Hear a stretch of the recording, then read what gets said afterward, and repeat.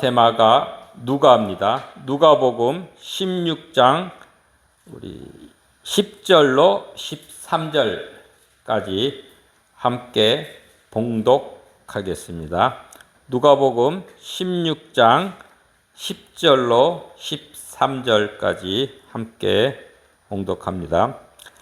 지극히 작은 것에 충성된 자는 큰 것에도 충성되고, 지극히 작은 것에 불의한 자는 큰 것에도 불의하느니라. 너희가 만일 불의한 재물에도 충성하지 아니하면 누가 참된 것으로 너희에게 맡기겠느냐? 너희가 만일 남의 것에 충성하지 아니하면 누가 너희 것을 너희에게 주겠느냐? 집 하인이 두 주인을 섬길 수 없나니 혹 이를 미워하고 저를 사랑하거나 혹 이를 중히 여기고 저를 경히 여길 것임이니라. 너희는 하나님과 재물을 겸하여 섬길 수 없느니라. 아멘. 오늘 말씀 제목은 지극히 작은 것에 충성하자입니다. 우리 함께 읽어보겠습니다. 지극히 작은 것에 충성하자. 우리 지난번에는 저희가 그 불의한 청지기 비유, 바로 우리 누가복음 16장 1절로 9절까지 말씀을 함께 나누었습니다. 이 비유는 예수님께서 제자들에게 하신 말씀입니다. 물론 그 자리에는 제자만 있는 것이 아니라 바리새인들도 있었고 또한 세리와 죄인들도 같이 있었습니다. 근데 제자들에게 특별히 이 불의한 청지기 비유를 말씀을 하셨습니다. 그래서 오늘도 이 불의한 청지기 비유에 이어서 제자들의 섬김에 대해서 예수님께서 하신 말씀을 함께 우리 나누어 보도록 하겠습니다. 오늘 제목대로 여기 본문 말씀이 지극히 작은 것에 충성된 자는 큰 것에도 충성되고, 지극히 작은 것에 불의한 자는 큰 것에도 불의하느니라. 누가복음 16장 10절 말씀입니다. 이 본문에서 두 가지 대조되는 단어들이 나옵니다. 지극히 작은 것, 또한 불의한 재물, 남의 것. 이거는 비유니까 우리가 이거를 풀어보면은 이 세상의 자원도 여러 종류죠. 이 유한한 세월, 시간도 우리한테 주어진 거고, 또한 우리한테 주신 재능, 탤런트, 달란트도 있고, 또한 재물, 물질도 있습니다. 이거라고 우리가 볼 수가 있겠습니다. 반면에 또 다른 단어를 보면 큰 것, 참된 것, 너희 것이라는 게 나옵니다. 큰 건 뭐예요? 이 세상에 지극히 작은 것은 불의한 재물이다. 그러면 큰 것은 하늘의 보화가 큰 것이고, 또한 참된 것은 하나님 나라가 더 참되고, 또한 너희 것은 앞으로 우리에게 상속으로 주시는 영주할 처소, 영원한 생명이 우리 크고 참되고 우리 것이라고 볼 수가 있겠습니다. 그래서 작고 일시적인 것에 충실하여서 크고 영원한 것을 얻는 지혜를 선택하라는 의미입니다. 예. 그런데 이 세상 나라와 하나님 나라는 차원이 다릅니다. 그러나 연관성이 있어요.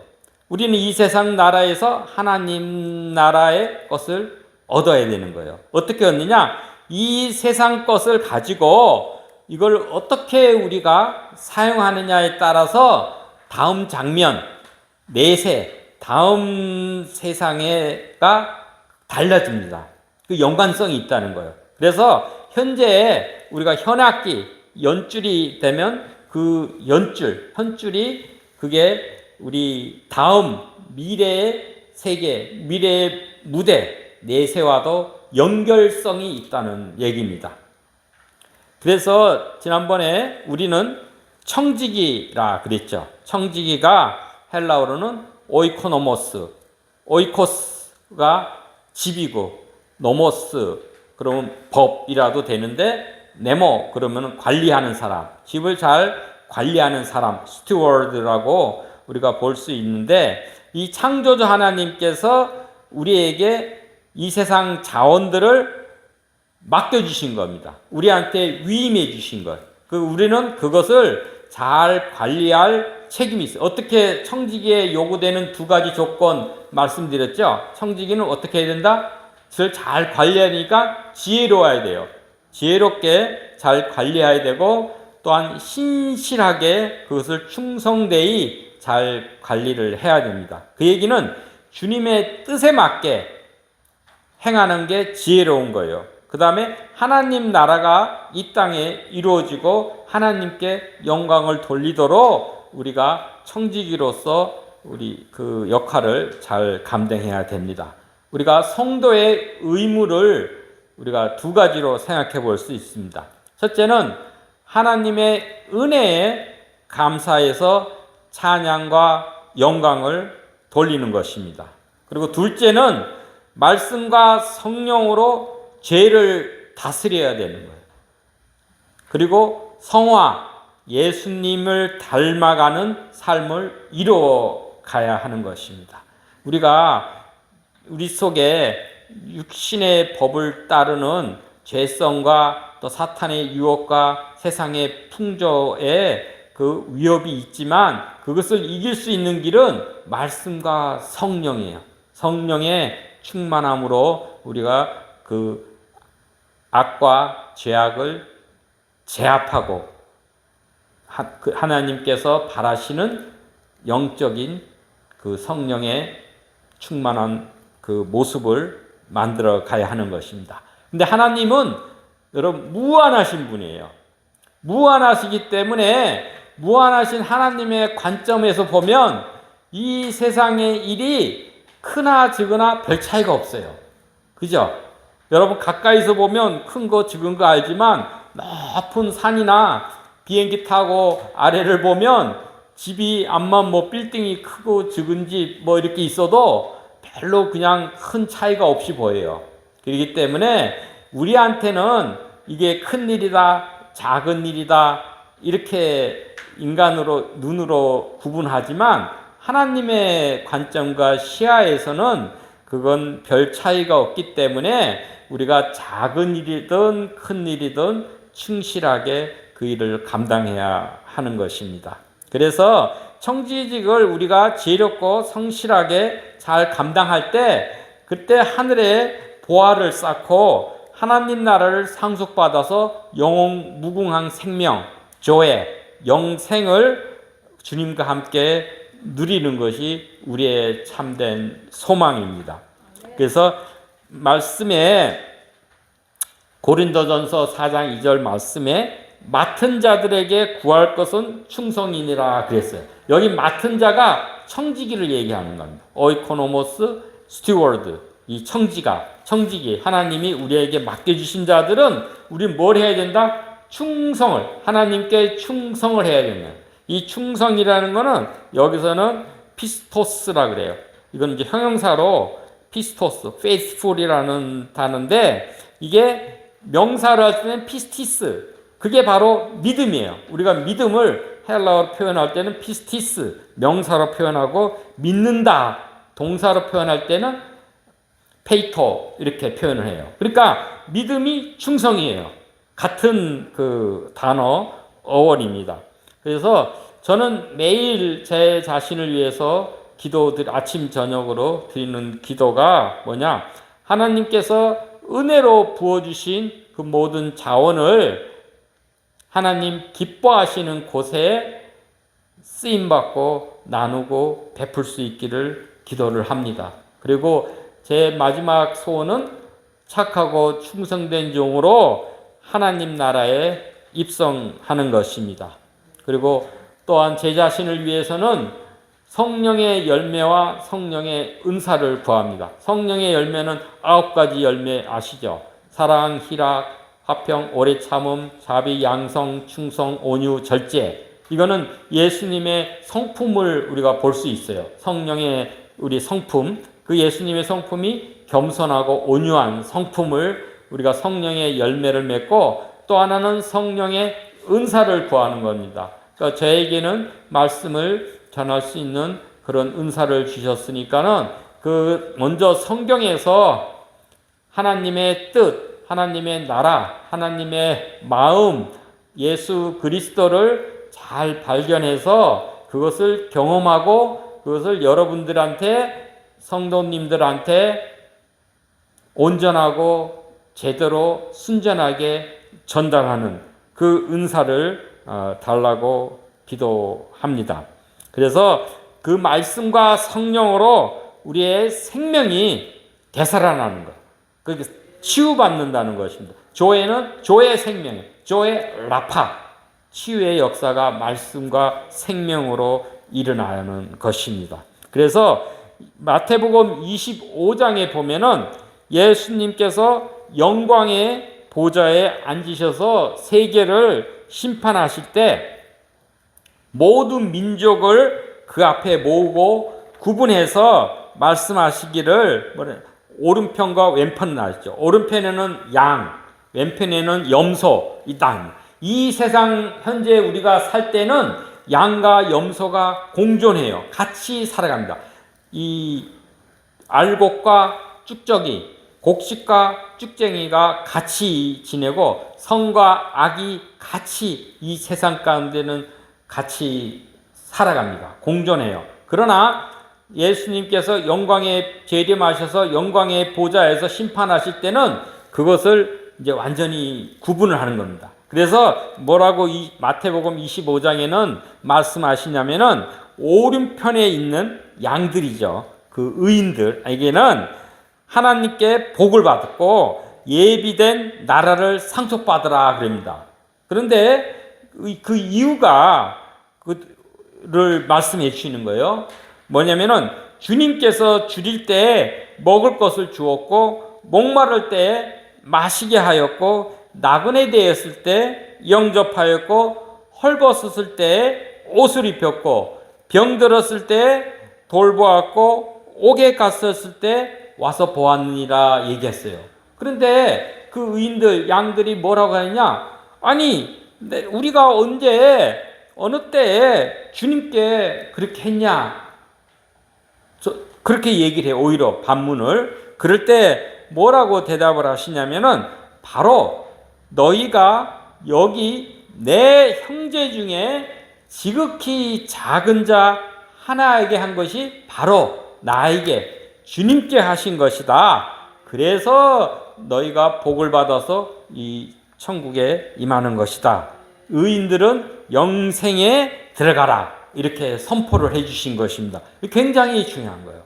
근데 반대편에 있는 사람은 우리가 언제 주님께 그렇게 대접을 안 했냐, 이거 박대를 했냐.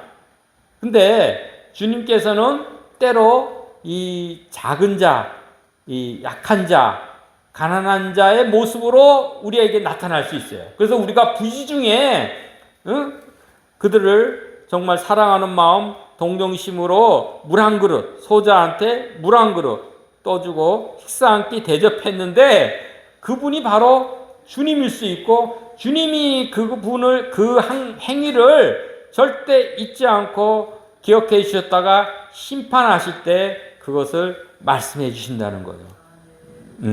그래서 예수님 말씀대로 이 세상의 재물, 불의한 재물, 자원들을 가지고 친구를 사귀어라 9절에 얘기했죠. 그 얘기는 뭐, 친구를 사귀라는 것은 이웃을 사랑해라. 내가 가난한 자의 이웃과 친구가 되라는 그런 말씀입니다. 그렇게 할 때 영원히 거할 하나님 나라를 얻게 된다라고 말씀하는 것입니다. 우리가 한편 다음 장에 보면은 엘리야 선지자 아시죠? 엘리야가 열왕기상 이제 18장, 19장 이래 나오는데 이 갈멜산에서 그 꿇어 엎드려서 기도해서 3년 반 동안 그 이스라엘 땅에 비가 내리지 않고 가뭄이 들었어요. 그런데 엘리야가 다시 기도할 때 그 지중해 그 바다에서 사람의 손바닥만한 작은 구름이 그게 떠올라서 나중에 그 구름이 바람이 또 일고 하늘이 캄캄해지며 큰 비가 내리게 되었습니다.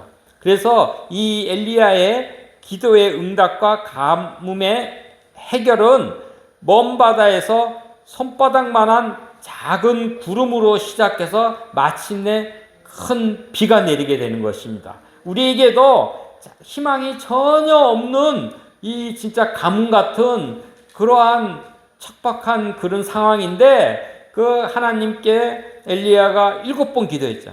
기도할 때 저 먼 지중해에서 손바닥만한 구름이 하나 떠올랐는데 그것이 나중에는 이스라엘의 가뭄을 해결하는 큰 비로 내리게 된 것입니다. 이처럼 우리가 작은 것에서 큰 것을 보는 안목을 가져야 되고 큰 일 준비를 위해 작은 일에 소홀하지 않는 그 지혜로운 사람이 되어야 되겠습니다. 그래서 작은 일에 충성하고 이 세상의 자원들로 이웃을 사랑함으로 하늘의 보화를 쌓고 하나님 나라에 착하고 충성된 종으로 입성해서 하나님과 영생의 복락을 누리는 모두가 되기를 축원합니다. 그 하나님의 그 나타나심은 다양합니다. 우리가 출애굽해서 모세와 함께 출애굽했을 때는 시내산, 호렙산이라고 그러죠. 거기 이뤘을 때는 하나님이 나타나셨는데 어떤 모습으로 나타나셨냐?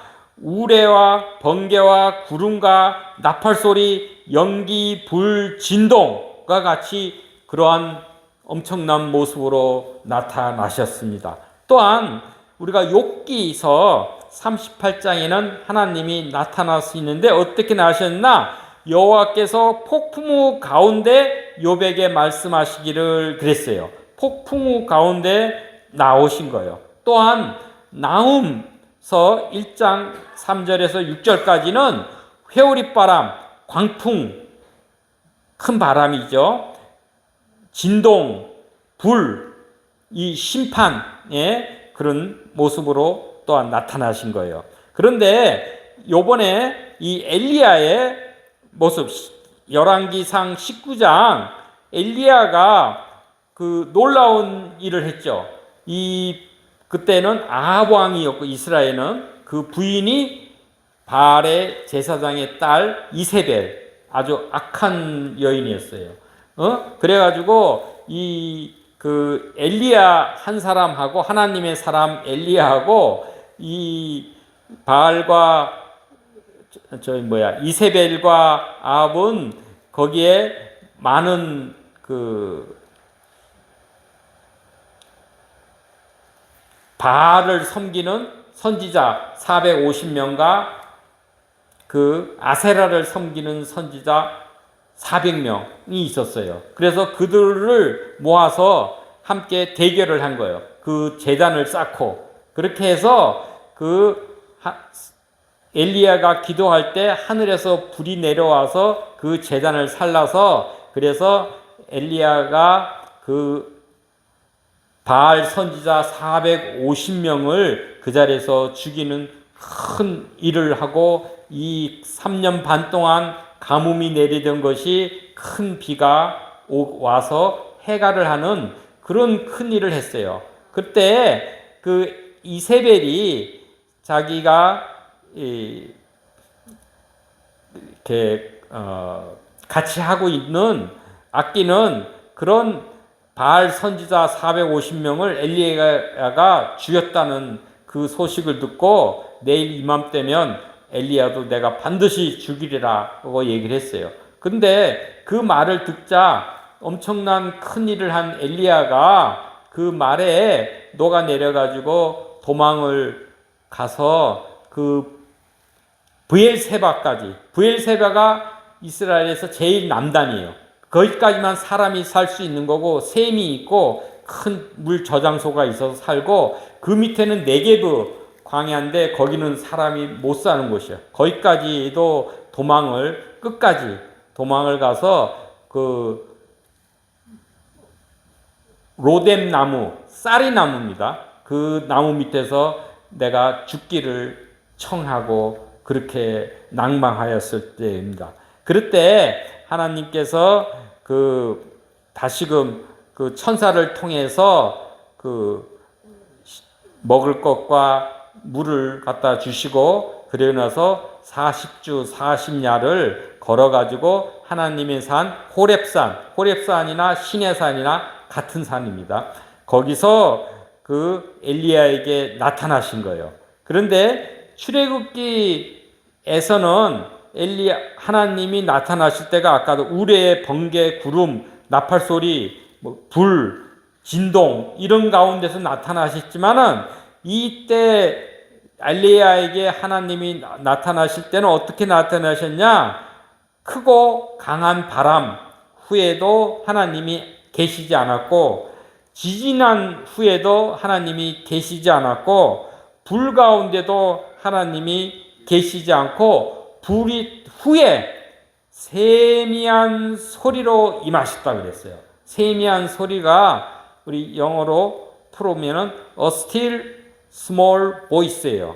그러니까는 고요한 작은 소리 내지는 속삭임으로 나타나셔가지고 하나님한테 그 엘리야에게 큰 사명을 맡기시는 것입니다. 그러니까 하나님이 지진, 불 전에는 그 우레 이런 크게 나타나셨지만, 또 지금 이 상황에서는 세미한 소리로 나타나셔서 엘리야에게 명하신 것은 큰 사명을 맡겨 주신 것이에요. 뭐냐?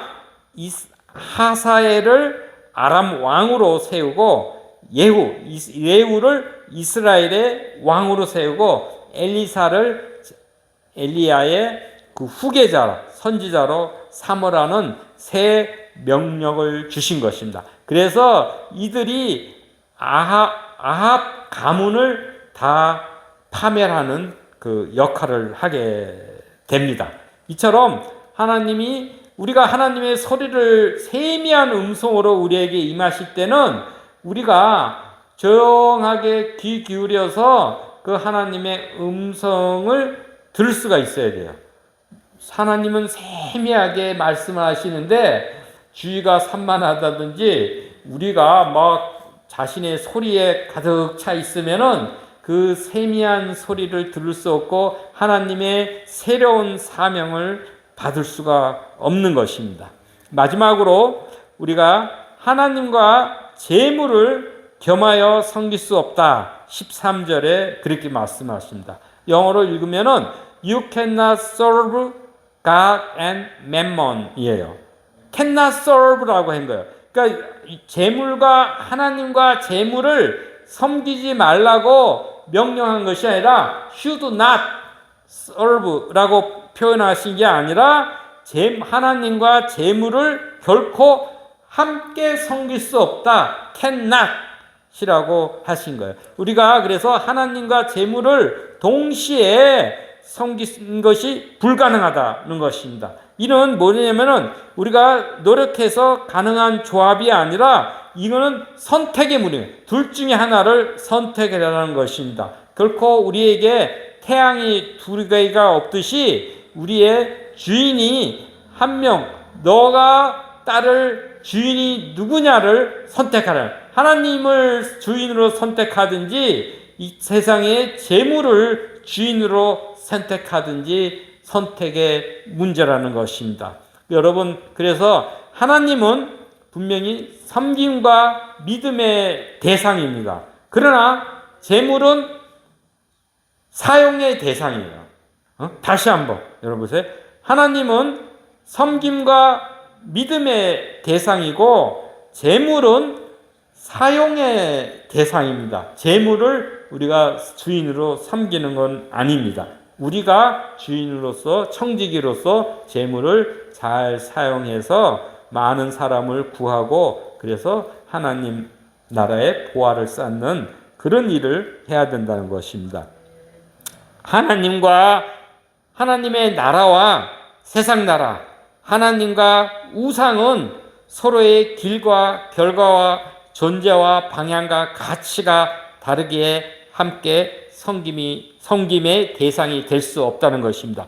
생명과 사망, 어둠과 빛과 어둠, 사랑과 미움, 선과 악, 하나님과 사탄은 동행하거나 동등할 수가 없습니다. 서로 공유의 대상이 아니라 선택의 대상입니다. 그러나 이 땅 가운데는 빛과 어둠, 선과 악이 같이 공존합니다. 그래서 우리가 불의한 세상, 불의한 재물이라고 그러는 거예요. 이 세상에는 악도 존재하기 때문에 불의하게 된다는 것입니다. 그러나 예수님께서 재림하시어 심판하실 때는 아까 마태복음 25장 말씀대로 양과 염소를 구분하시고 또한 곡식과 쭉정이를 분리하셔서 각자의 행위에 따라 심판하십니다. 그래서 여러분 분명히 구원은 믿음으로 하나님의 은혜로 얻게 되지만 심판은 각자의 행위에 따라서 받게 됩니다. 다시 한번 보겠습니다. 구원은 하나님의 은혜로 믿음으로 얻게 되는 선물이 되지만 에베소서 2장 8절 말씀대로 그러나 심판은 각자의 행위, 여러분이 어떻게 행위 살아왔냐에 따라서 심판을 받게 됩니다. 이 말씀은 고린도후서 5장 10절에 기록되어 있습니다. 우리가 다 그리스도의 심판대, 마지막 때에는 그리스도의 심판대 앞에 나타나게 되어서 각각 선악 간에 그 몸으로 행한 것에 따라 받으려 함이라 라고 말씀되어 있습니다. 그래서 하나님과 재물, 이 세상에 있는 것이죠. 육신의 정욕, 안목의 정욕, 이 세상의 자랑, 이건 세상으로부터 나온 출처입니다. 출처가 중요해요. 하나님으로부터 나온 것이냐, 세상으로 나온 것이냐. 하나님으로부터 나온 것은 영원히 지속돼요. 하나님의 말씀은 영원히 지속되지만 세상으로부터 나온 것은 pass away, 곧 지나갑니다. 근데 이것에 대한 지배권은 공유될 수 없고 무엇에 충성하느냐, 무엇을 믿고 순종하느냐의 선택인 것입니다. 그로 인해서 우리 인생의 주인, 인생의 지배자가 판가름되고 그에 따라서 누구를 주인으로 섬기냐에 따라서 우리한테 영원한 생명, 영생이 주어지느냐, 영원한 영벌에 취하게 되느냐, 처하게 되느냐로 구분이 되는 것입니다. 천국과 지옥이 이로 나눠지는 것입니다. 그래서 우리는 하나님의 집에 다스림을 받고 재물을 지혜롭게 주님의 뜻대로 사용하여서 사람을 얻고 또한 이웃을 사랑해서 영주할 초소, 영원한 초소, 하나님 나라를 유업으로 받으시길 축원드립니다. 감사합니다. 우리 함께 다시 기도드리겠습니다. 우리의 생명의 근원이신 아버지 하나님, 저희